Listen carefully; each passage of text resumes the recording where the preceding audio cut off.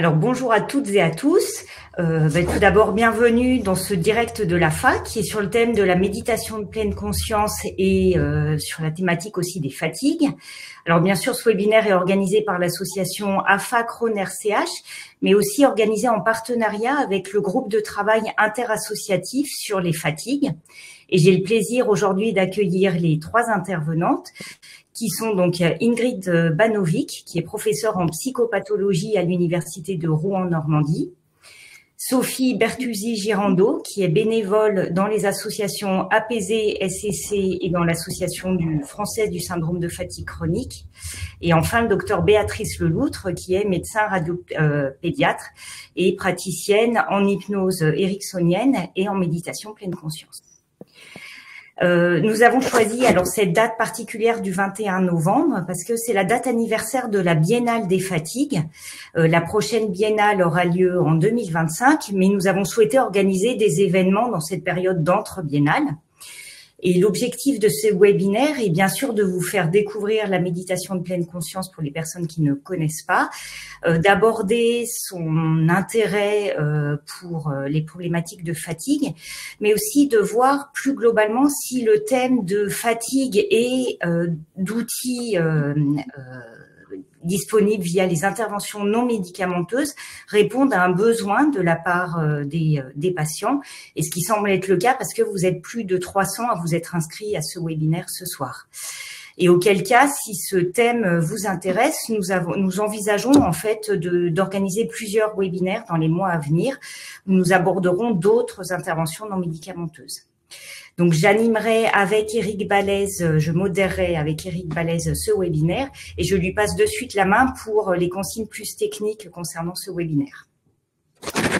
Et donc, en fait, vous avez donc en bas à droite, vous avez un chat. Donc là, vous pouvez dialoguer entre vous sur le chat et de conserver l'onglet questions vraiment sur les questions que vous avez. Vous pouvez voter aux questions qui sont déjà posées. Ce qui permettra, nous, on va les voir apparaître et on verra le nombre de personnes qui ont validé cette question et on les traitera donc au fur et à mesure. Et puis, lors en fait de ce webinaire, on va faire aussi un sondage. Donc là, je vais en lancer un. C'est simplement pour savoir si vous pratiquez déjà de la méditation pleine conscience ou non. Et dans un deuxième temps, je le lancerai vraiment juste avant l'atelier pour que ceux qui éventuellement ne veulent pas faire l'atelier, au moins vous remplissiez, c'est pour savoir justement si ça vous intéresse qu'on fasse aussi des cycles de méditation pleine conscience donc dans l'avenir. Donc là, c'est vraiment pour une découverte donc voilà de la méditation pleine conscience. Le but étant de faire vraiment un cycle de 6 séances pour voir vraiment le bénéfice en tout cas de cette thérapie. Donc je vous laisse maintenant avec donc Ingrid Banovic et je vais partager le PowerPoint. Bonsoir à toutes et à tous. Merci de m'avoir invité à ce webinaire. Alors, avant toute chose, avant d'entrer dans plus de détails et répondre peut-être à des questions que Marion voudrait me poser, je tenais à préciser que je n'ai pas de conflit d'intérêt en lien avec la mindfulness. Pour le dire autrement, j'ai fait le DU méditation, neurosciences et médecine de Strasbourg. J'ai fait un cycle de MBSR, mais je ne suis pas instructeur de mindfulness, donc je n'ai pas de conflit d'intérêt de ce type-là. Voilà, je pensais que c'était important de le préciser. Merci beaucoup. Alors peut-être pour commencer, qu'est-ce que la méditation pleine conscience pour les personnes qui ne connaissent pas ou qui connaissent de façon très distancée? Ingrid, est-ce que vous pourriez, et puis après avec éventuellement des compléments de la part de Béatrice ou de Sophie? Oui, alors je vais m'appuyer sur un PowerPoint, hein, mais c'est juste un support. Mais disons que quand on est face à un problème de fatigue, et notamment de fatigue chronique qui est complexe, eh bien, un phénomène complexe, il faut avoir plusieurs outils disponibles et chaque outil ne se substitue pas à d'autres. Alors déjà, pour commencer, les pratiques de méditation de type mindfulness sont issues de la tradition bouddhiste et elles ont été reprises et intégrées à des approches thérapeutiques et psychologiques de thérapie cognitivo-comportementales. Donc aujourd'hui, ce à quoi nous avons affaire, ce qui est proposé aux personnes, ce sont véritablement des outils et des prises en charge qui sont totalement laïques. Donc elles ont des indications initialement pour les troubles de la personnalité. Donc je vous ai mis les noms les plus courants. Donc la Mindfulness Based Cognitive Therapy ou MBCT de Segal et Hall est typiquement ciblée sur la prévention des rechutes dépressives. Et ce qui va nous intéresser plus particulièrement ce soir, c'est la MBCT qui a été développée par Jon Kabat-Zinn, qui est médecin, professeur de médecine, et qui vise à prendre en charge les douleurs chroniques, la fatigue et les troubles liés au stress. Donc voilà, donc on part de quelque chose qui, au départ, est plutôt bouddhiste, vers des pratiques qui ont été intégrées plutôt dans des courants cognitivo-comportementaux, ce qu'on appelle de troisième vague. Alors, ça consiste en quoi? Alors, j'ai repris la définition de Kabat-Zinn. La pleine conscience, c'est porter son attention d'une manière particulière, délibérément, au moment présent et sans jugement de valeur. Et c'est ce que reprend autrement Marlatt et Christeller.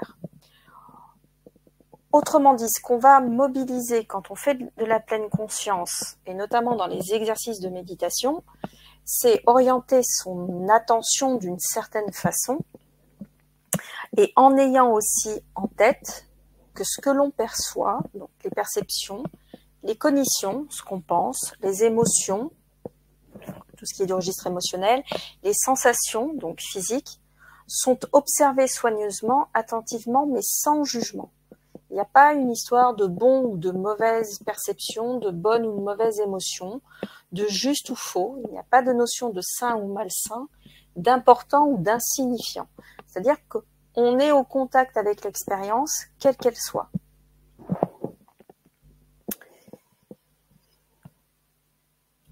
Peut-être que je peux m'arrêter là, pour cette partie-là. Est-ce que Béatrice, vous voulez rebondir, ou Sophie, en fait, sur un complément sur cet aspect-là? Oui, je veux bien dire un petit mot peut-être assez global. C'est pas, effectivement, pour moi, c'est pas une technique ou une logique particulière pour gagner quelque chose ou accéder à quelque chose. En fait, c'est un chemin d'équilibre, en fait, cette pratique qu'a décrit Ingrid, où on apprend petit à petit à être vraiment là dans l'instant et pas être toujours dans le passé ou dans le futur ou dans la négation de ce qu'on sent. On dit que la méditation, c'est avant tout une pratique corporelle, c'est-à-dire qu'on va revenir dans ce que notre corps sent, voilà, en particulier dans les émotions, par exemple, qu'on a assez facilement tendance à pas vouloir ressentir quand ce sont des émotions dites désagréables. Donc, on apprend petit à petit je dirais, à faire face aux grains de sable du quotidien, de l'existence. Donc, c'est une pratique donc qui s'apprend petit à petit et qui nécessite effectivement de l'entraînement, mais qui nous transforme un peu progressivement aussi dans notre façon d'être, je dirais, dans toute notre vie, pas simplement dans les petits temps consacrés à la méditation. Et du coup, sur les mécanismes d'action, savoir plus précisément comment ça fonctionne, est-ce qu'il y a des études qui sont faites sur ça? Est-ce qu'on a plus de données maintenant? Alors, on a plus de données maintenant, mais j'aimerais avant toute chose préciser des éléments. C'est que la méditation, elle n'est pas destinée à tout le monde ou à n'importe quel moment pour les personnes.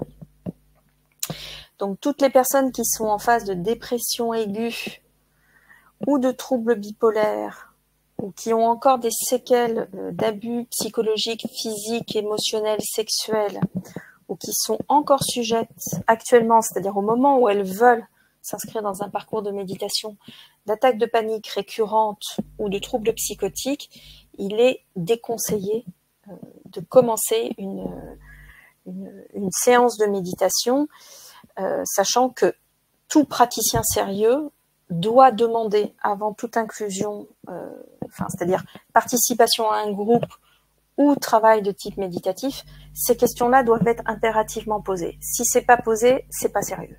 Voilà, je le dis aussi clairement que ça. Alors oui, il y a des études.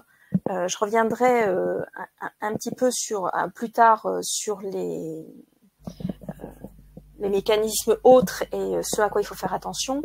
Donc ça fonctionne essentiellement et de façon extrêmement robuste, c'est-à-dire qu'on retrouve d'étude en étude des actions sur la douleur, la dépression, l'anxiété. Sachant que pour nous, c'est très intéressant, puisque la douleur épuise, et la douleur et la fatigue sont aggravées par un sommeil non réparateur, des émotions négatives, et des stratégies qui vont être des stratégies cognitives et émotionnelles qui vont être l'évitement, la fuite, et qui entraînent un cercle vicieux, c'est-à-dire qu'on fait moins de choses, on a moins envie, on se sent moins actif, moins compétent, et ça aggrave la douleur, ça aggrave la fatigue, etc. Donc, il y a des travaux qui montrent que sur les symptômes d'anxiété, de dépression, de fatigue, de troubles du sommeil, de sensations corporelles plutôt douloureuses, la mindfulness a un effet pour certains patients intéressant. Donc on a des études, alors j'ai essayé de prendre que des études les plus récentes. Il y a des effets intéressants sur l'aspect anxieux et dépression de patients qui sont atteints de maladies physiques chroniques. Et dans l'étude de Johnson et al. En 2023, on se rend compte que les effets sur l'anxiété et la dépression liés à la pratique notamment de la mindfulness ont des effets en termes comparables, en termes d'ampleur, à des traitements médicamenteux. Alors, ce que l'on savait aussi, mais qui est réactualisé en 2023, c'est que la mindfulness combinée à une activité physique, alors c'est une pratique sportive, mais c'est activité physique, ont des effets extrêmement importants sur dépression, anxiété et fatigue des femmes atteintes d'un cancer et des patients atteints de fatigue post-Covid, donc ce qui est peut être intéressant pour peut-être des personnes qui sont dans la salle et qui seraient concernées. Alors, pour contrebalancer l'effet de genre des femmes atteintes d'un cancer, on a aussi des effets intéressants sur dépression, anxiété et fatigue pour les patients atteints d'un cancer du poumon qui sont statistiquement en général plutôt masculins. Donc, il y a pas les femmes pratiquent beaucoup la méditation, mais c'est efficace aussi bien chez les hommes que chez les femmes. Et ça fonctionne aussi, alors toujours sur les mêmes variables, les études sont beaucoup plus mesurées sur les effets vraiment biologiques, sur l'inflammation, etc.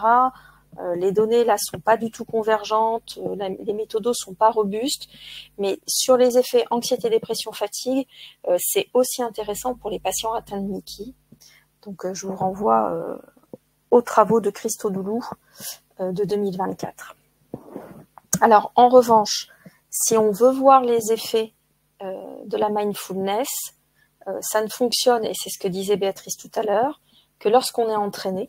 Donc ça ne marche pas du premier coup, c'est un chemin, ça veut dire qu'il va falloir être un peu patient. Et là où il ne faut pas commencer, c'est quand on est en période de crise. Il y a eu des études qui ont montré que certaines personnes avaient essayé de se mettre à la mindfulness pendant la période Covid, et en fait ça développe et ça maintient, sans les aggraver, mais ça maintient les symptômes somatiques. Donc c'est aussi pour ça qu'on commence la mindfulness dans une période où on est à peu près stable, où ça va à peu près. Donc ça, c'est les effets les plus robustes que l'on retrouve depuis un certain nombre d'années, sachant que là, je me suis centrée sur les plus récentes. Merci beaucoup. Alors Sophie, vous voulez peut-être rebondir. Je ne sais pas à quel moment en fait vous avez eu besoin, envie. Pourquoi est-ce que vous êtes allé vers la méditation? Alors d'abord bonsoir à tous, merci de me convier à ce partage très intéressant. Donc pour ma part, je suis multipathologie, je suis atteinte de 2 maladies rares, de fibromyalgie, d'apnée du sommeil. Ça c'est pour expliquer qu'effectivement ça peut rentrer dans le cadre de plein de pathologies. Et surtout, en fait moi j'ai été prise en charge par le centre donc effectivement de la douleur chronique de l'hôpital de la Timone. Et j'ai pu bénéficier d'un parcours de 7 séances où en fait on nous rend, nous patients, autonomes quant à pouvoir effectivement ensuite continuer à pratiquer nous-mêmes la méditation en pleine conscience. Moi, franchement, ça m'a apporté tout d'abord de la pleine présence parce qu'en fait, c'est se rendre compte de nos émotions et de nos sensations et surtout de s'ancrer au moment présent. Et moi, ce que j'ai apprécié également, c'est que j'ai pu faire des séances aussi bien allongées qu'assises ou debout pour mieux répondre à mes besoins du quotidien. Et je reviens effectivement sur les limites qu'on a abordées également. Donc les limites, c'est effectivement, je pense à ceux qui ont des très grosses fatigues parce que ça a été mon cas également. Je pense que dans ces moments-là ou dans des moments de douleur intense, ça sera très difficile de pouvoir s'ancrer et de rester concentré. Donc c'est pour ça qu'il faut rien lâcher et que des fois plusieurs séances sont nécessaires pour retrouver, pour être par moment justement dans des conditions meilleures pour pouvoir bénéficier de cette pratique. Marion, je crois qu'il y a pas mal de questions. On va peut-être commencer à les aborder. Donc, alors du coup, la question qui a le plus de votes en fait de Sarah, la méditation de pleine conscience est-elle compatible avec les états de stress post-traumatique? Ça a commencé à être discuté, mais peut-être en décalé vraiment des états intenses. Je ne sais pas, Ingrid, Béatrice, si vous voulez rebondir. Alors, si la personne est en état de stress post-traumatique non pris en charge, non amélioré, moi je serais tentée de dire non. En général, quand il y a une prise en charge prévention de rechute, prévention de la rechute dépressive, des troubles anxieux sévères, c'est quand même, il y a eu un suivi psychiatrique, une prise en charge en amont, et c'est la méditation est un adjuvant, et c'est toujours un adjuvant. Donc il faut considérer que, comment dire, pour le dire encore autrement, quand on est trop mal, le fait déjà de se concentrer sur un élément qui va être soi-même un élément interne, quand on ne va pas très bien, que les émotions sont à fleur de peau, c'est très rapidement insupportable et c'est très fragilisant. Donc c'est aussi pour ça qu'il est extrêmement important, avant de commencer une pratique, de discuter avec le praticien avec lequel vous allez être, et aussi si vous avez des sensations, des émotions qui vous submergent au moment des pratiques, votre instructeur est là aussi pour vous aider à débriefer. Donc dans les moments aigus, non. Alors là, du coup, je passe naturellement la main à Béatrice. Est-ce que justement, ce sont des situations qui peuvent se produire? Quel accompagnement? Ou est-ce que vous conseillez ou non, en fonction des patients que vous avez, de tester ces pratiques? Là, je rejoins complètement ce que dit Ingrid. Je pense que quand on est en période de grande vulnérabilité, donc là, par exemple, un stress post-traumatique ou un état mental très difficile, temporaire, la première urgence, c'est la prise en charge médicale, psycho-émotionnelle, etc. Et par contre, la pratique pourra être proposée dans un second temps, justement pour peut-être se reconstruire, aborder peut-être l'anxiété récurrente, par exemple, qui serait toujours là, mais certainement pas en aigu, où ça va être totalement ingérable de se poser, parce que la méditation, c'est ça, on se pose, on s'assoit, on accepte juste que ce qui est là soit là. Or là, ce sont des images peut-être, ou des choses trop violentes, c'est trop difficile à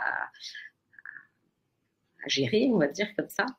Je pense que vraiment c'est pas l'urgent. Par contre, c'est vrai que c'est pour ça qu'on dit que souvent que la méditation c'est bien de la découvrir et de s'y familiariser en prévention. C'est que si on a déjà une pratique et qu'on a déjà voilà une certaine expérience, ça pourra être un support qui va aider dans ces moments difficiles ou voilà de tempête, on va dire. Hein, mais ça peut pas s'inaugurer comme ça à un moment d'un stress.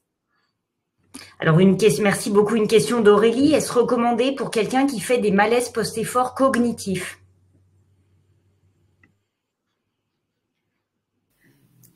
Alors, moi, j'ai pas de réponse précise. J'ai envie de vous répondre. Il ne faut pas imaginer la mindfulness uniquement sur l'aspect on est assis sur un zafou, donc c'est le coussin de méditation, pendant 20 minutes. C'est une des pratiques centrales, mais c'est pas la seule.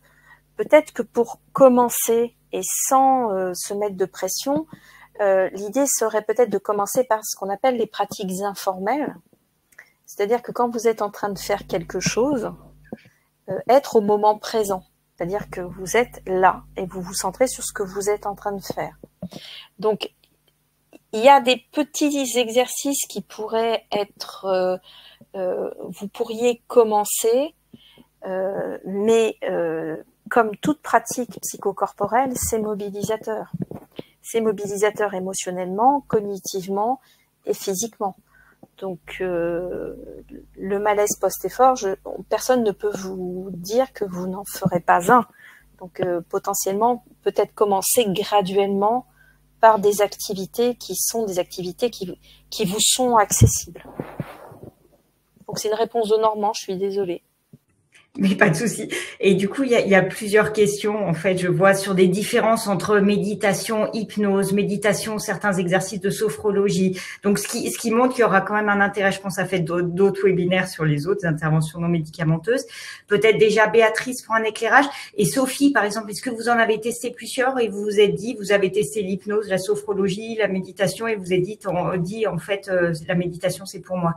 Peut-être l'éclairage de Béatrice avant et puis après le témoignage de Sophie.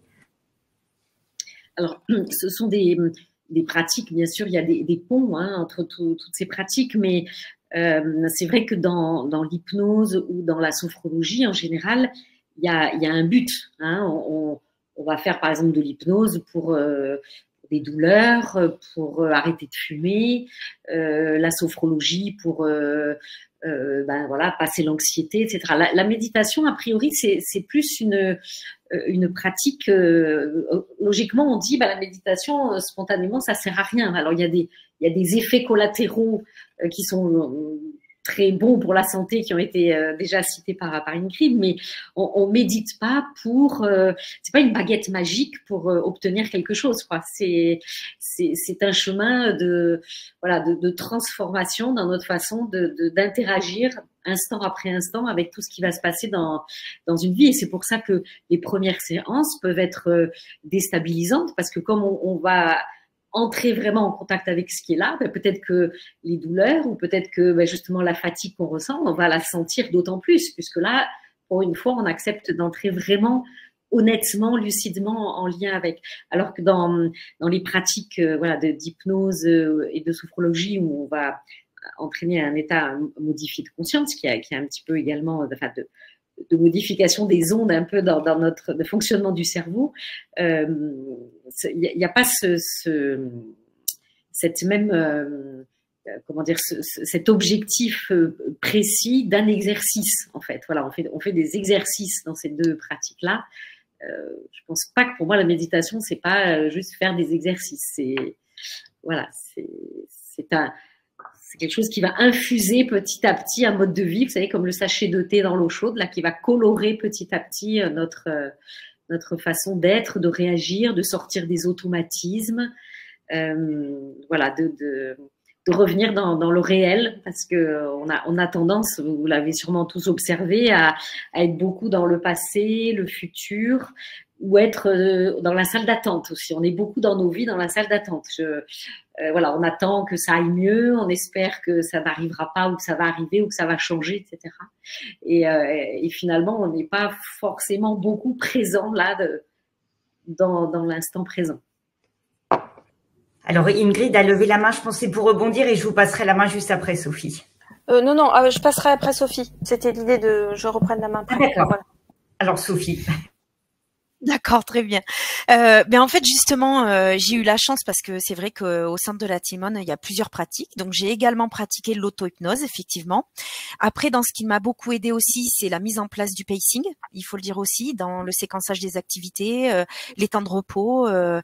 Donc ça peut être une idée aussi pour les personnes qui seraient en crash, de justement pouvoir, dans un premier temps peut-être, passer par le pacing, qui grâce au pacing, on fait également, je rebondis sur ce que disait Béatrice, de revenir au moment présent et de se connecter. Moi, par exemple, grâce à toutes ces séances, c'est vrai que quand je suis dans mes activités plaisir, là également, je me connecte au moment présent et du coup, ces activités ont une intensité beaucoup plus importante. Par exemple, quand je vais dans mon jardin, je n'hésite pas à observer une rose, à la sentir, à vraiment prendre ce moment, ce temps-là. Et en cuisine, c'est pareil, parce que des fois, c'est vrai que on va très très vite, nos vies vont vite. Et comme on le disait, on est souvent pas là dans l'immédiateté, mais pleinement. Donc maintenant, quand je fais ma cuisine, quand je coupe un morceau de viande, je prends le temps de bien le regarder, de bien le toucher, et ça reconnecte à l'instant présent. Et donc ça permet effectivement après de pouvoir revenir aux séances que j'ai fait. Et quand j'en ai besoin, quand j'ai des douleurs ou des choses comme ça, ce qu'il faut, c'est ne pas attendre justement d'être dans des douleurs intenses, mais de le faire dès les premiers signes précurseurs, ceux dont on parle souvent en pacing. Voilà. Alors, je souhaitais préciser certains éléments. Alors, en effet, hypnose, mindfulness, sophrologie ont des ponts communs qui sont évidents. Alors, il y a deux grandes différences. La première, c'est que la sophrologie, l'hypnose, comme l'a dit Béatrice, il y a un but qui est recherché. Donc, très souvent, si on est dans le cadre prise en charge de la douleur, c'est gérer la douleur, atténuer la douleur, éviter, diminuer la consommation de médicaments dentalgiques. Mais il y a une deuxième différence qui est dans la nature de ce que l'on demande aux personnes de faire. Dans l'hypnose et dans la sophrologie, la personne a son attention qui est concentrée sur un objet. On demande d'imaginer, je sais pas, une montgolfière dans laquelle vous mettez votre douleur et qui va s'envoler. Pour traiter la douleur chez le dentiste, si vous faites du ski, on va vous dire essayez d'imaginer une piste de ski très très compliquée, avec plein de difficultés. Et quand le dentiste commence à travailler sur votre dent, faites le parcours de ski en question. Dans la mindfulness, ce qui est particulier, enfin ce qui fait sa spécificité, c'est que l'attention se porte là où il y a quelque chose qui arrive, sur là où il y a quelque chose qui advient. Donc si c'est une émotion, c'est une émotion, si c'est une pensée, c'est une pensée, si c'est un son extérieur, c'est le son extérieur, mais l'idée c'est être au moment présent. Donc on est vraiment sur quelque chose qui est du registre d'un focus attentionnel et qui s'accompagne d'une observation, c'est-à-dire qu'on est comme si on regardait dans un film, on est spectateur. On n'est pas acteur, on est spectateur. Et l'idée, c'est aussi de ne pas perdre de vue que la méditation mindfulness n'a pas vocation à réparer. C'est-à-dire que l'amélioration, le fait que ça soulagera, c'est l'effet bonus. Et dans un premier temps, c'est pas le but. Le but, c'est, si tant est qu'il y en ait un, c'est vraiment être ce qu'on est déjà. Être ce qu'on est déjà au moment présent. Et donc, ça amène à avoir un rapport à son propre corps, à ses émotions et à ses pensées qui vont être modifiées. Et notamment, donc on parle beaucoup d'impermanence en mindfulness, c'est l'idée que tout change et que notamment les émotions les cognitions, c'est pas la réalité. C'est des phénomènes mentaux. Donc déjà, c'est pas ce qui arrive en vrai. Et de deux, ce sont des événements qui passent. Ils sont transitoires. Donc on les observe, si vous voulez, comme si vous observiez des nuages dans le ciel. C'est à peu près ça l'idée. Donc, il faut pas se tromper. La mindfulness n'a pas un but. C'est vraiment, on va dire, un chemin pour arriver à être soi. À être soi-même, là, maintenant, voilà, sans jugement, véritablement. Alors, juste avant de passer la main à Béatrice, je regardais quand même le sondage pour avoir une idée. C'est quasi moitié-moitié. Vous êtes 51% à avoir déjà pratiqué la méditation pleine conscience, 49% non. Et du coup, Béatrice, en même temps que je vous passe la main, des questions vers qui s'adresser. Par exemple, si on veut tester pour les 49% qui n'ont jamais testé, ça c'est une question avec le risque, en fait, est-ce que tous les professionnels, tous les thérapeutes sont équivalents ou pas? Et en même temps, une autre question, il y avait la question sur mindfulness et puis par exemple avec des applications. Est-ce qu'il faut commencer par des applications pour pas en citer style Petit Bambou ou une autre, ou est-ce que c'est mieux de commencer avec un thérapeute? Parce que vous disiez ce bilan ou cet accompagnement qui peut être fait. Donc, ça vous fait plusieurs questions que je vous lance, Béatrice, et puis peut-être vous pouvez rebondir les trois. Oui, moi, je voulais juste rajouter par rapport à ce qui vient d'être dit, un exemple qu'on prend, par exemple, par rapport aux douleurs, c'est qu'on accepte de la ressentir, cette douleur, effectivement, de la regarder, de voir où on la sent. Et on dit qu'on lui fait une petite place pour qu'elle ne prenne pas toute la place. Parce que c'est vraiment ça. Hein, il se passe un événement désagréable. Plutôt que de faire ce qu'on fait très bien spontanément, de fuir, de se distraire, d'essayer de l'occulter, ben là, on accepte de rencontrer ce qui est là. Donc, un visiteur qui tape à la porte, a pas trop envie d'ouvrir la porte, mais bon, on accepte. Et en même temps, en lui laissant cet espace-là et en ouvrant aussi notre attention à tout le reste autour, ben voilà, on lui fait une petite place. Elle ne prend pas toute la place. Et en même temps, le fait de laisser comme ça de l'espace lui permet peut-être de se transformer. C'est un petit peu ça le chemin, je dirais. Alors après, pour pratiquer, comme on l'a dit tout à l'heure, c'est à la fois quelque chose de simple et finalement de très compliqué de se mettre à la méditation parce que voilà, c'est une approche auquel on n'a pas été formé, encore moins dans notre culture.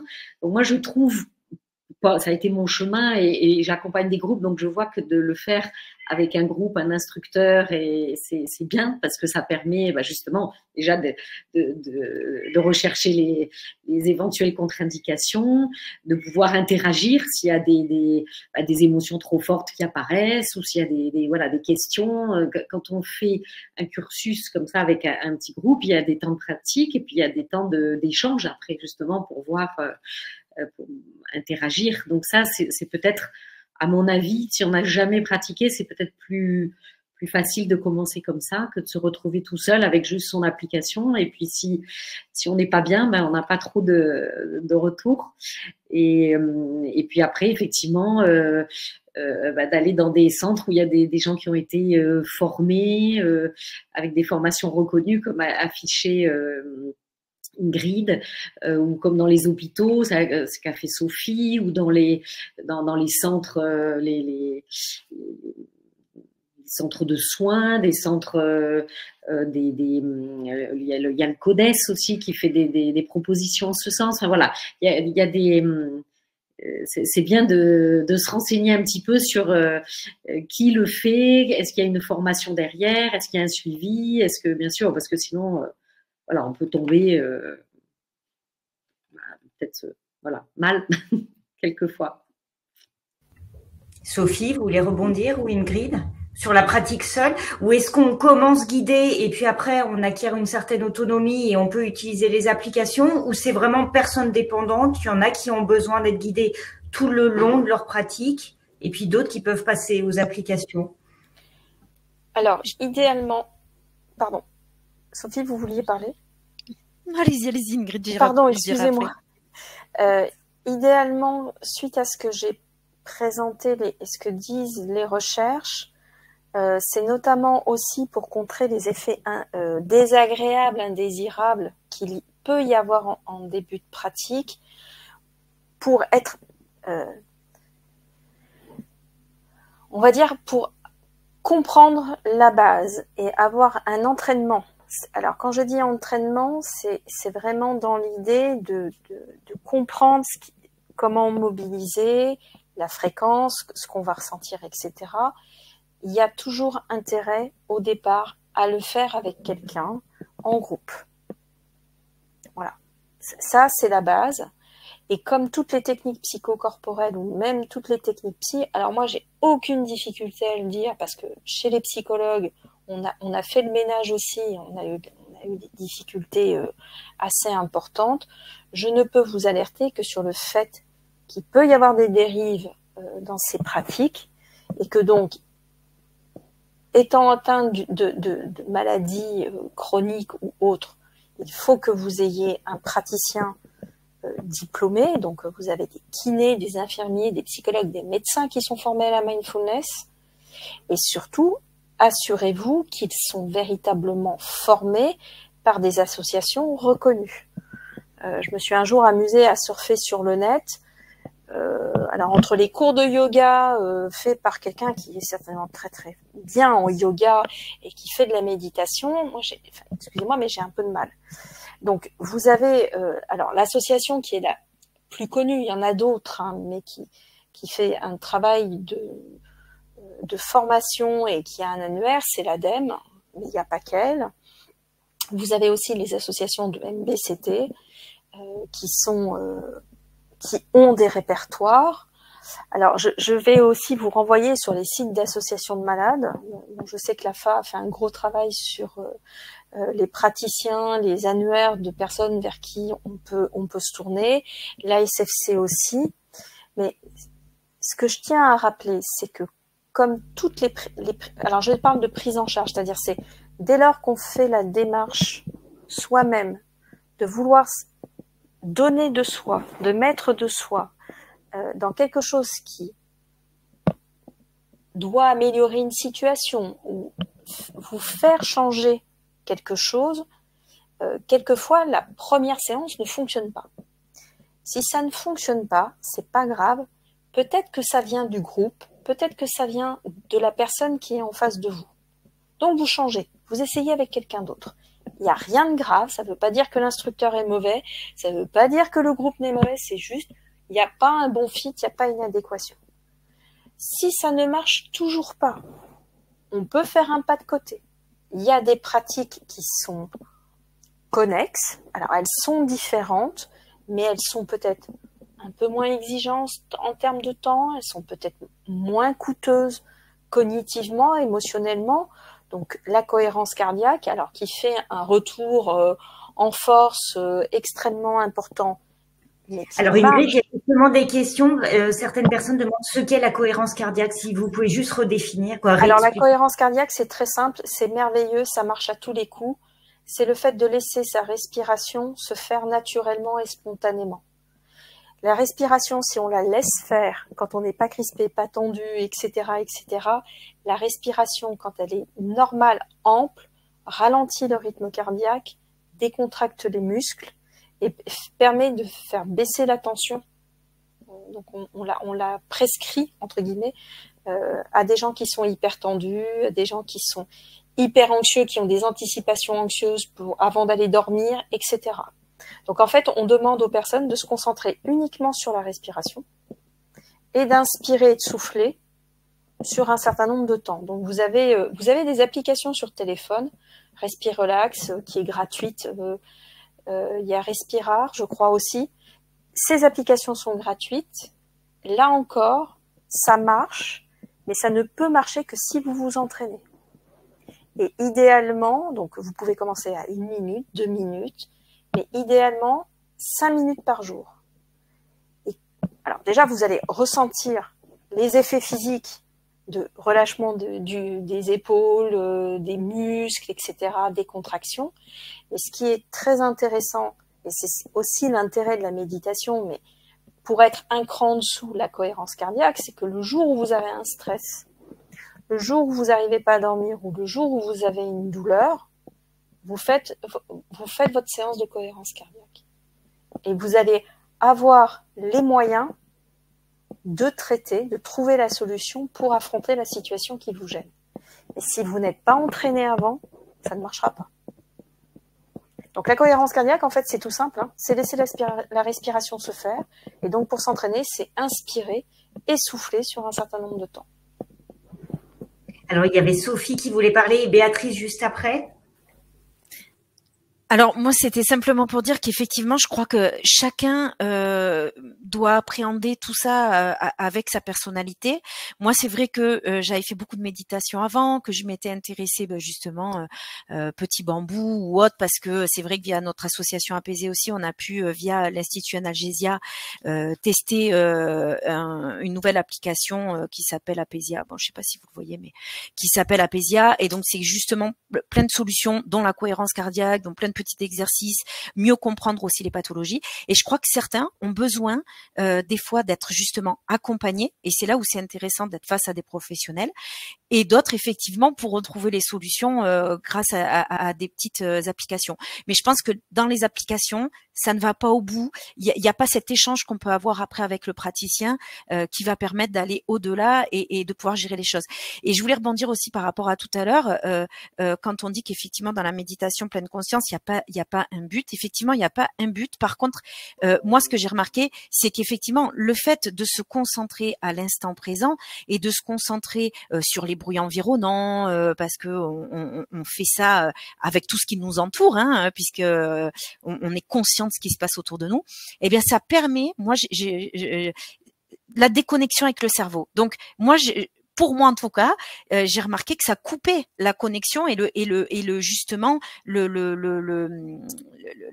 la sensation de douleur. Comme je suis obligée de me concentrer et sur l'instant présent et sur les bruits environnants, eh ben ça me permet des fois justement de déconnecter avec la douleur quand je suis assujettie à de grosses douleurs.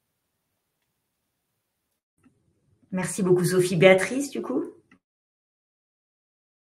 votre micro, Béatrice. Voilà, je voulais juste rajouter dans le fait d'être dans un groupe, il y a aussi justement toute la force du groupe, parce que il y a une interaction, une bienveillance qui est posée dès le départ. Et en miroir, quand chacun peut exprimer que voilà, pour soi c'est difficile, ça pense beaucoup, ou, voilà, j'ai du mal, il y a des bruits, je me déconcentre, etc. C'est assez aidant de voir qu'on n'est pas tout seul, qu'on avance ensemble. Voilà, donc le groupe, et puis quand il y a le groupe, il y a un rendez-vous, donc voilà, on est là, on se pose, il est 17h, on médite ensemble.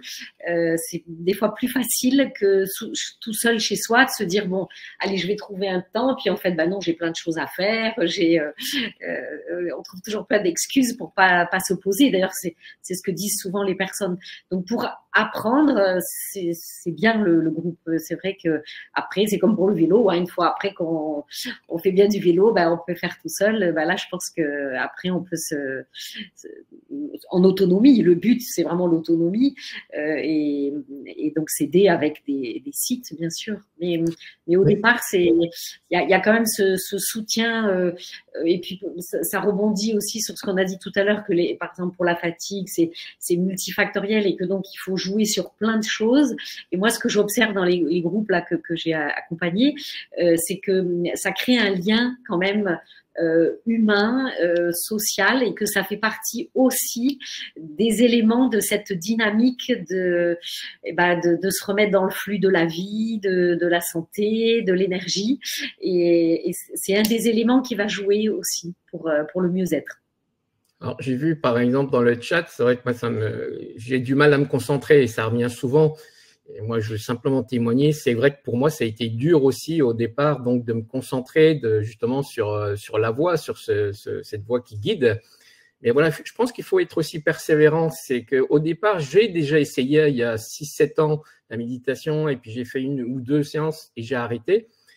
Mais là, j'ai vu que j'ai approfondi, j'ai essayé. Donc, voilà, c'était petit à petit, parce que c'est vrai que mon esprit partait à droite, à gauche. J'avais du mal à me centrer justement sur cette voie. Et je pense que c'est quand même une habitude et il faut quand même le faire pour y arriver. Donc, il faut quand même être assez persévérant. Alors, je sais que c'est des fois peut-être contraignant, mais je pense que voilà, moi maintenant, je sais que j'y arrive et ça m'a fait un bien fou en tout cas. Donc, c'est vrai que c'est des choses qu'il faut entendre parce que je vois qu'il y en a peut-être qui se découragent, mais je pense qu'il faut quand même voilà, essayer plusieurs fois. Et du coup, je rebondis sur le deuxième sondage en fait qu'on a diffusé. Seriez-vous intéressé pour participer à un cycle en distanciel de 6 ateliers pleine conscience? Vous êtes 72% à avoir répondu oui, 25% à voir et 2% non. Donc ça, c'est quelque chose en fait qui peut se faire en distanciel, en plus de, parce qu'on peut imaginer qu'en présentiel, il y a cette dynamique de groupe qu'on ressent, mais vous êtes amené à le faire de plus en plus en distanciel, Béatrice, ou c'est quelque chose qui est envisageable et qui se fait? Oui. Alors là, ça a été, vous voyez, un des effets positifs des confinements et du Covid, c'est que c'est à ce moment-là que ça a été proposé. Moi, j'étais un petit peu sceptique parce qu'il y a quand même cette distance de l'écran. Et en fait, j'ai été très surprise. Alors, il faut pas que ce soit des trop grands groupes, hein, évidemment, on n'est pas 50 parce qu'il faut qu'on puisse quand même un petit peu interagir. Mais on avait proposé avec la FA des séances d'1 heure sur des groupes d'une douzaine de personnes et j'ai été très agréablement surprise sur le fait que le lien s'est très bien fait, qu'il y a eu beaucoup d'échanges et que ça avait visiblement été bien reçu et aidant pour les participants. Donc, et puis ça permet, si on habite dans des endroits reculés, loin, de participer quand même à des cycles, parce qu'on peut être très fatigué et pas en mesure d'aller se déplacer tous les jours toutes les semaines, pardon, dans un lieu de rencontre aussi. Donc je trouve que c'est une des options en tout cas qui peut être très positive. En tout cas, nous, on a une forte demande et bon, je sais que moi, j'essaye, hein, je tente tout, bien que, par exemple, pour l'art-thérapie, j'ai essayé aussi en visio. Alors, je m'attendais vraiment pas à ce que ce soit un succès, mais ça a super bien marché. C'est vrai que j'étais le premier étonné quand même à faire de l'art-thérapie en visio. Et on a des retours de personnes. Franchement, ça fait plaisir de voir aussi que finalement, en visio, on y arrive aussi. Et puis, c'est vrai qu'on s'adresse quand même à un public. Dans les Mickey, ce sont des personnes fatiguées, le syndrome de la fatigue chronique, pareil, la fibromyalgie, pareil. Donc, c'est compliqué aussi, des fois, aux personnes de se déplacer. Moi, je pense que justement, c'est le petit plus qu'on amène en visio, c'est que derrière, il y a un échange. C'est pas comme si on était sur, voilà, on va chercher une appli, on fait sa méditation, il n'y a rien derrière. Là, on propose quand même, justement, avec le thérapeute, d'avoir un échange en fin de séance. Et je pense que ça, c'est quand même bénéfique pour tout le monde et puis ça permet justement de comprendre, certains n'y arrivent pas et comment toi tu as fait et comment si et je pense que justement c'est ça qui fait la force aussi. On proposera, je ne sais pas si j'ai peut-être oublié de vous le dire, mais en fin de webinaire, il y aura une petite initiation de 10 minutes par Béatrice. Une question à laquelle on n'a pas répondu, et ça c'était pour rebondir à ce que vous aviez dit, Ingrid, en début de présentation. Vous avez parlé d'une synergie, d'un effet positif de coupler la méditation à une activité physique. Et du coup, des personnes qui répondent en fait avec la question pour des personnes qui font des syndrome de fatigue post-Covid ou j'imagine des personnes de l'association SFC avec toute la difficulté en fait de cette difficulté de pratique d'activité physique, de réadaptation en fait et du coup est-ce qu'il y a quand même un intérêt de faire de la méditation sans cette synergie en fait si l'activité physique ne peut pas être mise en place en fait? Alors dans l'idée générale, quand on parle d'activité physique et notamment dans le modèle, dans ce que propose Kabat-Zinn, c'est des mouvements de yoga. Donc c'est des mouvements très simples qui ne sont pas qui peuvent être faits parce que Kabat-Zinn, quand il a commencé au lit du malade avec des malades qui étaient au fond de leur lit qui pouvaient pas sortir de chez eux. Donc l'idée c'est d'éviter au maximum que le corps perde l'habitude du mouvement. Et si le mouvement en tant que tel n'est pas possible, imaginez, visualisez le membre ou le corps qui bouge. Alors, pour les malades du cancer, ce qu'on leur propose, c'est des mouvements de type yoga, mais souvent aussi, alors ça c'est au cours des séances de méditation, mais à part et en complément, on leur propose une activité physique, mais qui est une activité physique adaptée. Donc, qui est faite en fonction de leur degré de fatigue, de leurs compétences physiques, et par quelqu'un qui est formé à ça, ce qu'on appelle l'activité physique adaptée. Donc, ça reste une activité physique, mais là encore, quand on part de très très loin et que physiquement c'est pas possible, on commence pas à pas. Et petit à petit, on ajoutera des éléments d'activité physique. Mais comment dire, c'est une espèce de synergie, et j'ai envie de dire, il faut prendre le fil, il faut prendre par un bout. Mais si on veut avoir un effet potentialisateur, l'essentiel est d'arriver, alors dans 6 mois, 1 an, 2 ans, je ne sais pas, à avoir une activité physique un peu plus importante que ce qu'on pouvait avoir, qui était peut-être, je ne vais pas dire nul, mais qui était extrêmement complexe, voire insupportable et inenvisageable en début de prise en charge. L'idée vraiment de la mindfulness, c'est de pouvoir la faire même quand on est hospitalisé et qu'on ne peut pas bouger. Sophie, vous voulez rebondir du coup avec votre propre expérience, j'imagine? Oui, ben également en tant que bénévole, parce que effectivement, je crois qu'il y a, et ça rejoint tout à fait ce que disait Ingrid. Je crois que ce qui est essentiel, c'est, alors les bases du pacing, c'est justement aussi pour les gens qui sont vraiment très fatigués. Donc là, je réponds plus aux gens de la SFC. C'est justement, effectivement, il y a un guide pratique qui existe, donc il suffit d'aller sur le site de la SFC, et pour effectivement arriver à avoir des séquençages d'activités, à retrouver un peu plus de capacité dans la gestion de sa journée, parce qu'effectivement ça tout dépend de à quel stade on est. Quand on est en stade sévère, ben effectivement ça sera très compliqué. Mais par contre, je rejoins aussi le fait que grâce aussi au centre donc de traitement de la douleur, il y a également l'activité physique adaptée qui est proposée. Et moi, j'ai pu en bénéficier, et je peux vous assurer que j'ai été à un moment où vraiment mes douleurs me permettaient pas avant l'opération et tout ça de pouvoir bouger comme je voulais, d'être bien.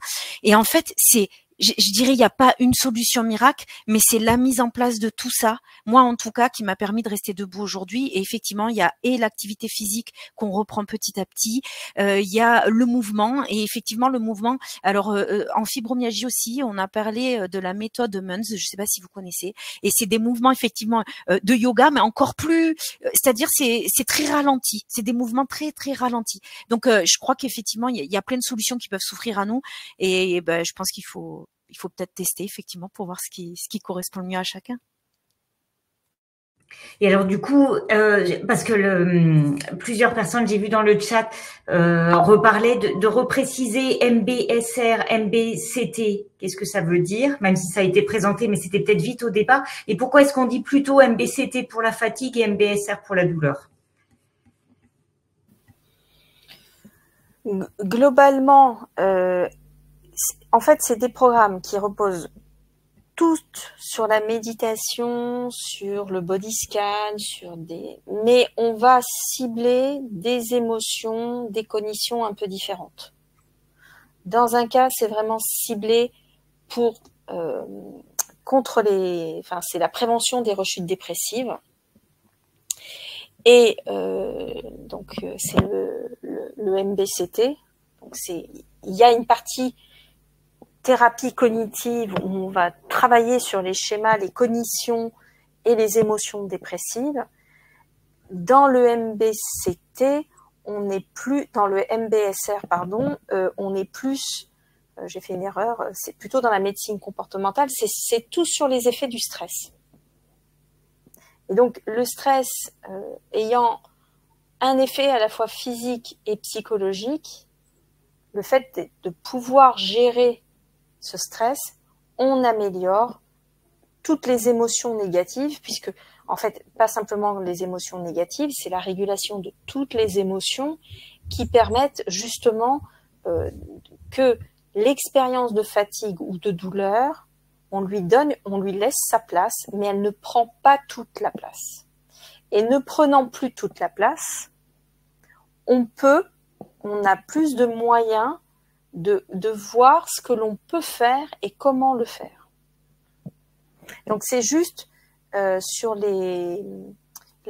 après il y a des histoires de durée, de séances qui sont plus ou moins longues, de types d'exercices qui vont être ciblés, mais des exercices plutôt, on va dire, cognitifs, qui différencient les deux, voire les trois, parce qu'il y a plusieurs types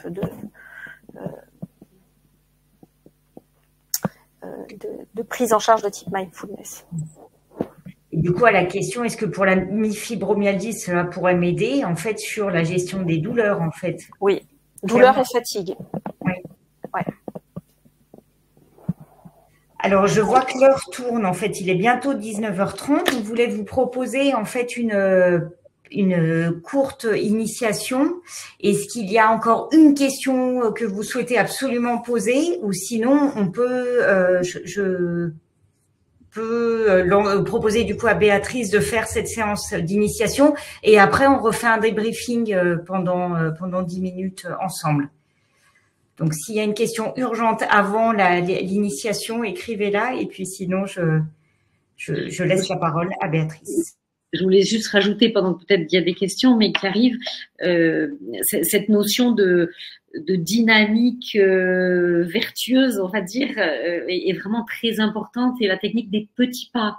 C'est-à-dire qu'on ne va pas d'un coup se mettre à méditer 2 heures par jour, on ne va pas d'un coup changer son alimentation, on va pas, ça c'est complètement illusoire. Par contre, on peut faire des tas de petits pas qui est, on va débuter un petit peu modestement la méditation et puis peut-être qu'on va adjoindre des nouvelles choses dans notre alimentation qui va nous rendre un petit peu plus dynamique et puis on va se remettre un petit peu à bouger un tout petit peu. Enfin, vous voyez, il y a tout et puis peut-être faire un peu de créativité et puis du lien social et puis enfin, et c'est l'ensemble de tout ça qui va à mon avis faire démarrer comme une locomotive quoi, qui va engendrer progressivement un mieux-être qui fait qu'au bout de quelques mois on va dire dis donc je suis plus du tout comme j'étais il y a 6 mois. Donc c'est vrai que c'est pas magique, c'est pas immédiat. Et je crois beaucoup à la potentialisation, comme l'a dit Ingrid, de tout ça, et avec des effets amplifiés. C'est-à-dire que c'est pas juste l'effet de l'un plus l'effet de l'autre, c'est un effet plus important d'avoir pu appuyer sur tous ces ressorts-là.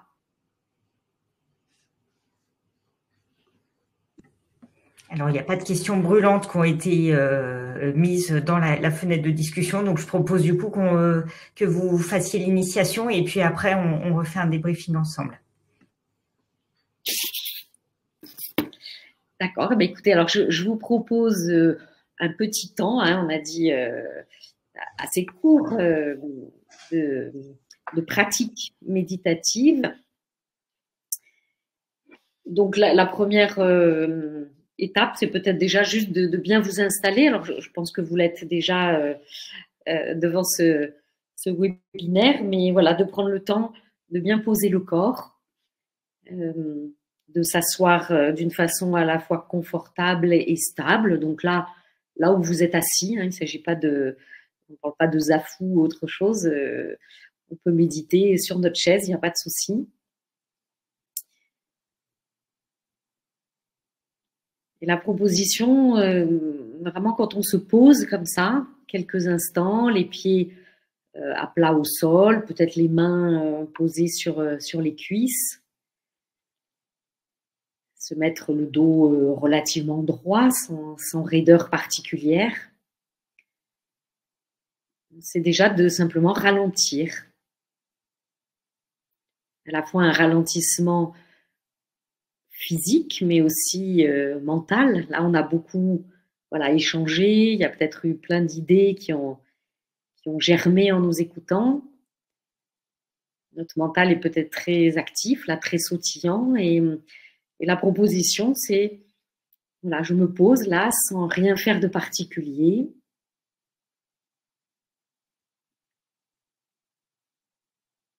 juste être là, présente.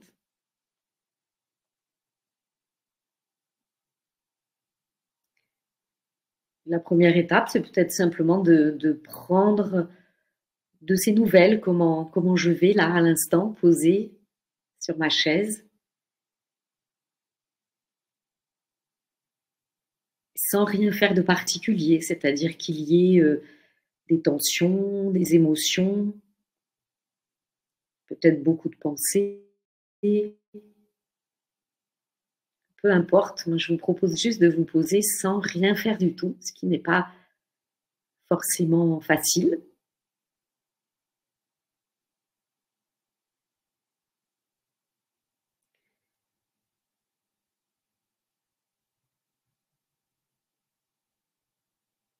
Et un des bons moyens de se relier à ce moment présent dans lequel nous sommes, c'est tout simplement de porter attention à la respiration.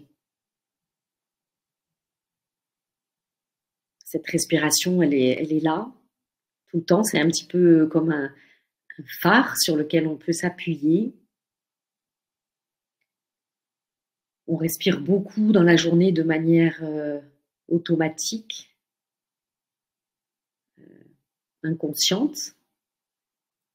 Et là, la proposition, c'est de porter attention au mouvement de la respiration. Simplement de suivre le mouvement de l'air qui traverse à son rythme le corps.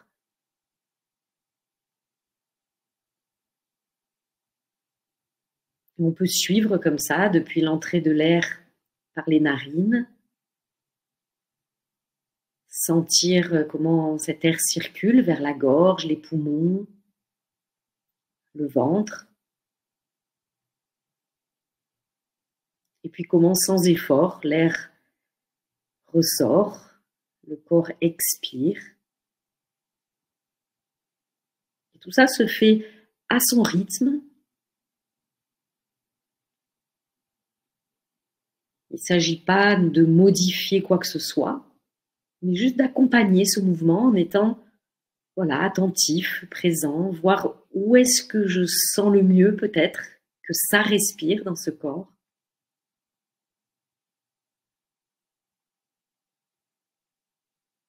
Il y a peut-être des sensations que vous observez, peut-être un peu de tension en fin d'inspiration. Et puis, accompagner le relâchement au moment de l'expiration.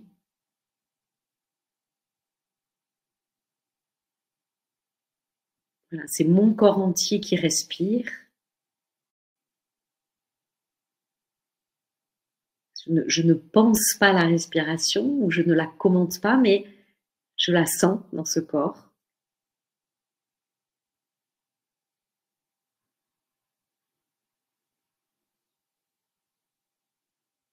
Peut-être que le mental, évidemment, émet des pensées. Vous allez peut-être être déjà emmené dans des remarques, des idées qui forcément vont émerger. Hein. C'est le fonctionnement normal de notre esprit. Mais là encore, la proposition, c'est de ne rien faire. C'est juste observer que peut-être ça pense beaucoup. Et juste à l'instant où je m'en rends compte, j'ai le choix toujours de ne pas peut-être m'engager dans ce discours interne. Mais je peux revenir dans la sensation de l'air qui circule, dans les petits mouvements que je perçois du thorax, du ventre qui accompagnent cette respiration.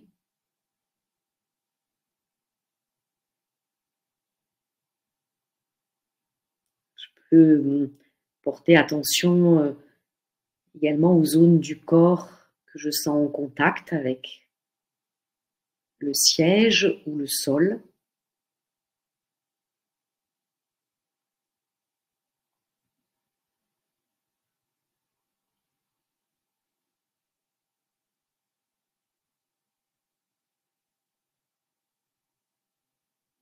Et chaque fois que mon mental essaye de me réemmener dans des idées ou des remarques, discussions, analyses, tranquillement, chaque fois que je m'en rends compte, avec beaucoup de patience et de bienveillance aussi,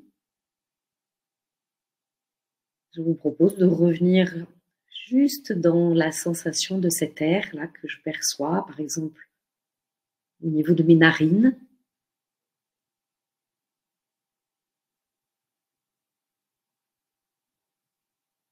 La température de l'air n'est peut-être pas la même à l'entrée ou à la sortie de l'air.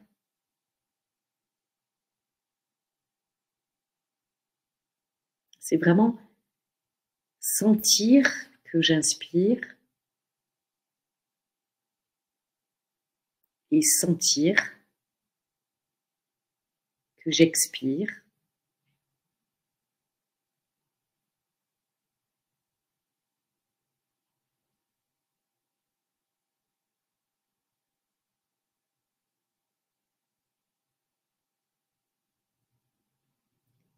Et en suivant cette sensation de l'air,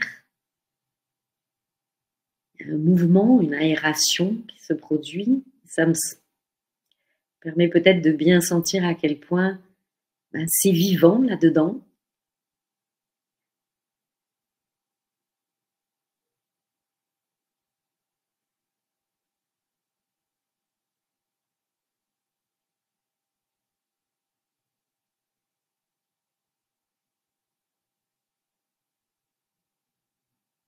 On fait l'expérience de cet esprit-là qui vagabonde. Il y a peut-être aussi des émotions qu'on perçoit mieux dans ce temps de ralentissement, de silence. Et là encore, la première proposition, c'est ne rien faire, juste rester avec cette sensation, accepter juste que ce soit là, lui permettre d'être là, respirer avec.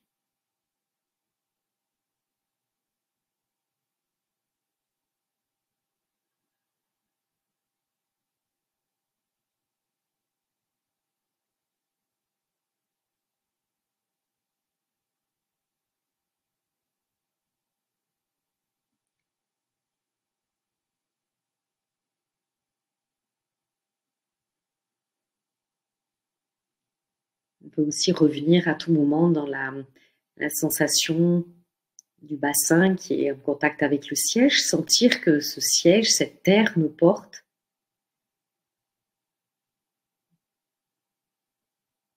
Observer le contact de mes pieds dans mes chaussures, au sol.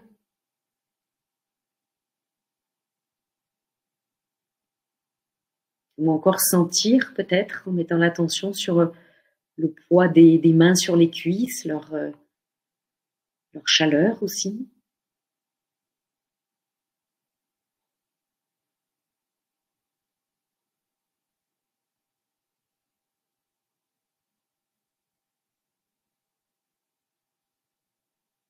Voilà, et je vous propose de faire encore peut-être juste un temps respiratoire en étant attentif pour suivre le trajet de l'air. Savourer peut-être de sentir cette vie qui circule. Se réjouir aussi avec gratitude, de sentir que la vie est bien là.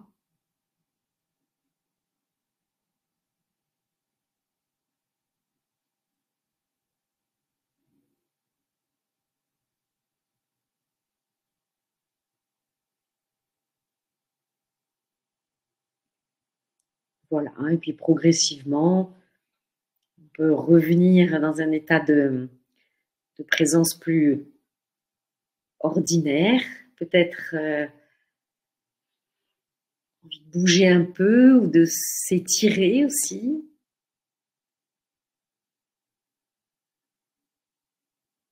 Vous avez peut-être envie également de bâiller, ce qui est un bon signe. Ça veut dire qu'on a quand même appuyer un petit peu sur le ralentisseur.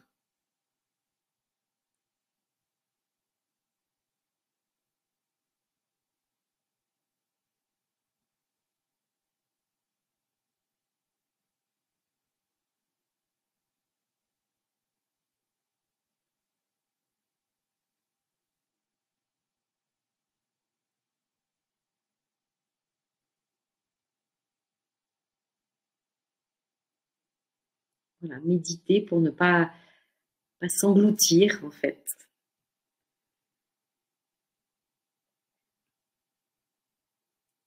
Pas pour ne pas sentir, mais pour ne pas s'engloutir avec tout ce qui peut se présenter.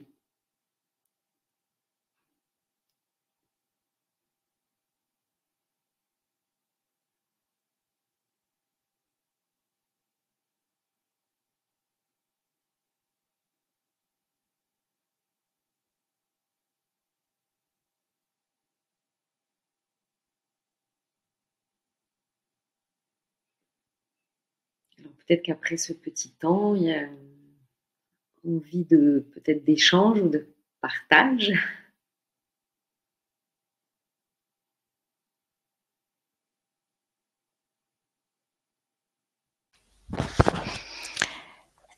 Alors, si vous voulez partager cette expérience, si possible, en priorité, utilisez l'onglet questions, parce que dans l'onglet chat, il y a eu beaucoup de choses.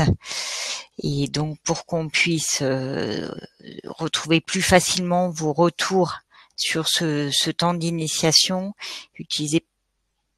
Combien de temps ça a duré, la question? Vous avez l'impression que ça a duré longtemps ou pas longtemps? On avait dit 10 minutes maximum, c'est ça, Béatrice, je crois, qu'on s'était fixé. Est-ce que c'était vraiment 10 minutes? J'ai pas regardé. Oui, c'était 11 et demi, je crois. Alors, peut-être une question à nous dire. Vous avez l'impression que ça s'est passé rapidement? Et les séances que vous faites, c'est combien de temps, Béatrice, en règle générale? Avec les thérapeutes, c'est 1 heure? C'est moins? Alors souvent, quand c'est dans un cycle qu'on fait avec des patients, on propose, bon, ça dépend suivant un petit peu les groupes, hein, ça peut être sur 2 heures ou sur 1 heure et demie. Quand c'est en Zoom, c'est un peu plus court, c'est souvent 1 heure. Et il y a un temps souvent déjà on approfondit un petit peu, quelques minutes, un des thèmes, un des piliers, je dirais, de la pratique méditative. Ensuite, il y a un temps de pratique et qui s'allonge un petit peu au fil des semaines parce qu'on ne va pas d'emblée méditer 20 ou 25 minutes, c'est compliqué. Ça peut être voilà, des petits temps progressifs et puis un temps après d'échange sur ce qui s'est vécu, les éventuels voilà, retours, questions. Et puis souvent, on finit par des petits exercices qu'on va pouvoir pratiquer pendant la semaine, puisqu'on se voit 1 fois par semaine. Donc, il y a des propositions d'exercices, d'entraînement pendant la semaine, et notamment, comme ça a été abordé tout à l'heure, de pratiques donc, dites formelles. Donc, formelles, c'est comme on vient de faire là, quelqu'un qui guide, on se pose et on médite. Et puis, de pratiques informelles.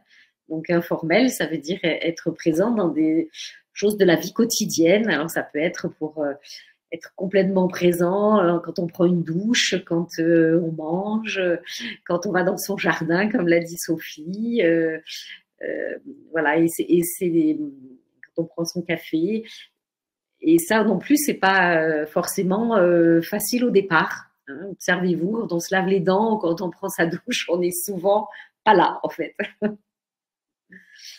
Alors du coup, il y a plein de retours qui sont intéressants à lire. Donc ça a fait beaucoup de bien. Les personnes avaient l'impression d'être hors temps, perdu la notion du temps.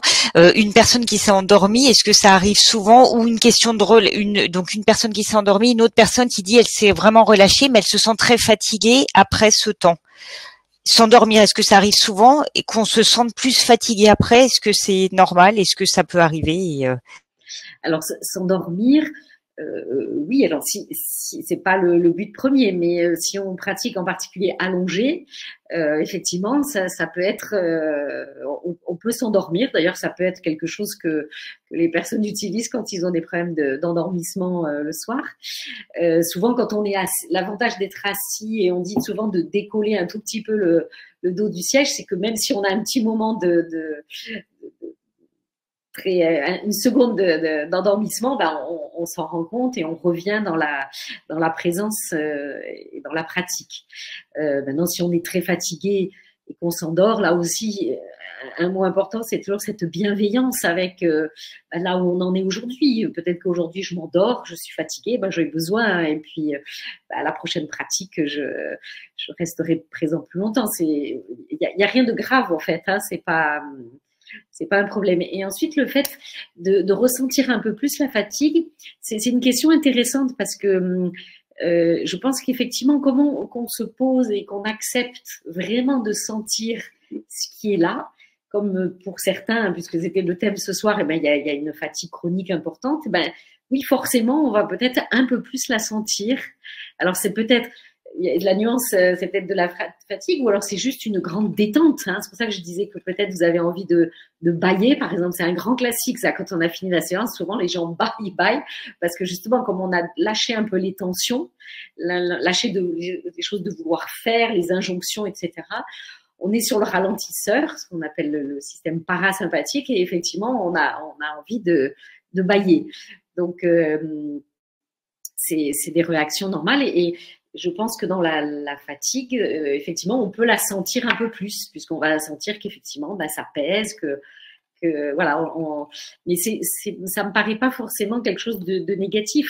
On la sent, donc comme on est plus peut-être posé, donc logiquement peut-être un peu plus de clarté, on va la voir et on va. Enfin, on dit toujours que comment dire, savoir qu'on est fatigué, ça va pas nous aider à aller mieux, mais par contre, aller mieux avec la pratique, ça va nous permettre de mieux la voir et de mieux peut-être décider de ce qu'on va faire pour la prendre en charge. On va avoir peut-être des idées plus claires en disant, bah, tiens, oui, je vois qu'effectivement, je la sens très forte, cette fatigue, qu'est-ce que je vais mettre en place comme différents, tout ce qu'on a cité, pour aller mieux. Alors, je crois qu'Ingrid a levé la main et Sophie aussi après. Alors oui, pour rebondir sur ce que dit Béatrice, alors là, vous en avez la manifestation par la preuve concrète, hein, par l'expérience.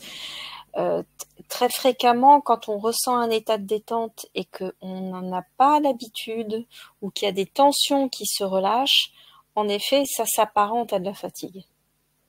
Donc, c'est très normal. Moi, j'ai envie de dire, potentiellement, ce qui est intéressant, c'est, ok, vous avez une sensation de fatigue, mais est-ce qu'il n'y a qu'elle ? Est-ce qu'il n'y a qu'elle ? Et est-ce qu'il n'y a pas d'autres sensations, d'autres émotions qui sont advenues ? Voilà. Donc, l'idée, ce que j'essaye de vous dire, c'est que dès lors que l'on fait une pratique psychocorporelle, effectivement, ça peut être épuisant, ça peut être fatigant parce que ça mobilise la concentration, l'attention, il y a des émotions qui passent, etc. Donc, ça mobilise de l'énergie. Mais pour autant, est-ce que c'est la même fatigue ? Et en effet, bah, elle est là. Mais peut-être se décentrer. Qu'est-ce qu'il y a d'autre avec cette fatigue ? Donc là, il n'y a pas de réponse à donner. C'est juste un positionnement qui est légèrement différent. Voilà. Merci beaucoup, Sophie. Vous vouliez rebondir ? Oui, oui, tout à fait. C'était simplement pour dire qu'effectivement, je crois que c'est une des méthodes pour se reconnecter à soi. Et effectivement, comme le dit très bien Ingrid, ça veut dire qu'on se reconnecte à ses émotions et que ça passe aussi par une forme d'apaisement. Donc l'apaisement en général, de toute façon, vient tout apaiser, que ce soit des mots psychologiques ou des mots physiques. Et donc, je pense qu'on risque rien en tout cas de tester. Merci. Alors du coup, on n'a pas travaillé cette transition, mais pour tester, plusieurs personnes disent comment est-ce qu'on va, comment être au courant en fait pour un cycle que vous mettriez en place. Donc là, vu le nombre de personnes qui sont inscrites, les retours qu'on a, je pense qu'il y a de grandes chances en fait qu'on essaye de mettre en place ce cycle-là, sûrement en partenariat avec l'association AFAC Rhône RCH et puis le groupe de travail Fatigue.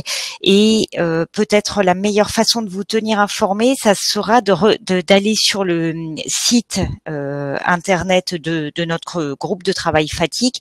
Je suis en train de vous donner l'adresse dans la fenêtre questions, si j'arrive à le faire apparaître, ou sinon de toute façon quand on vous enverra un mail avec le replay du webinaire, on pourra vous donner le lien vers ce site-là, ce qui vous permet du coup de vous tenir informé des actions que nous avions développées, parce qu'il y a pas mal de replays qui sont accessibles, et des actions que nous mettrons en place, et notamment à discuter, mais peut-être ces cycles d'ateliers d'initiation.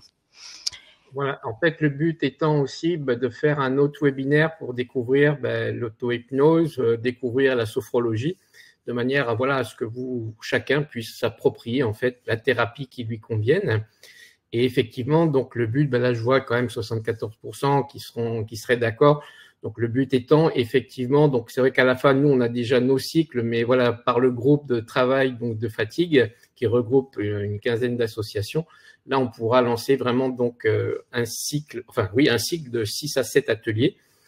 Après, c'est vrai qu'on demandera, nous, certainement un montant de 5 €. Simplement, c'est parce qu'on s'est aperçu à la fin, au départ, c'était gratuit et les gens s'inscrivent et on avait la moitié des personnes. Donc, c'est compliqué après à gérer, parce qu'il y a quand même une grosse file d'attente.